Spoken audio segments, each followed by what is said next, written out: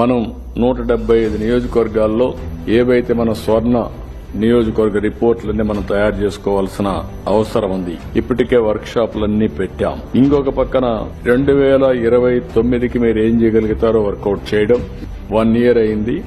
ఈ 4 సంవత్సరాలకి మనం ఏం చేయగలుగుతామో మీడియం టర్మ్ ప్లానింగ్ తయారు చేసుకోవాల్సిన అవసరం ఉంది.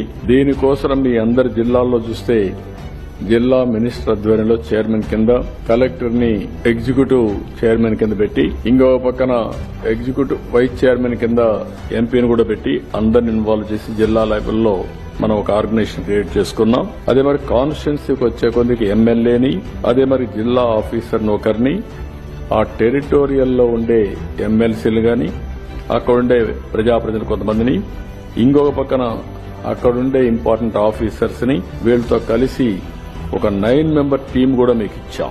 ఇవన్నీ కూడా డే టు డే బేసిస్ లో పనిచేయడానికి ఫుల్ టైం పనిచేసే ఆఫీస్ ని మనం క్రియేట్ చేశాం.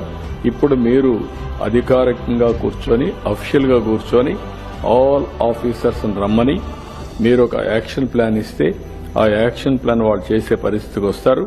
అలాంటి ఒక నూతనమైనటువంటి దీనికి మనం శ్రీకారం చుట్టాం.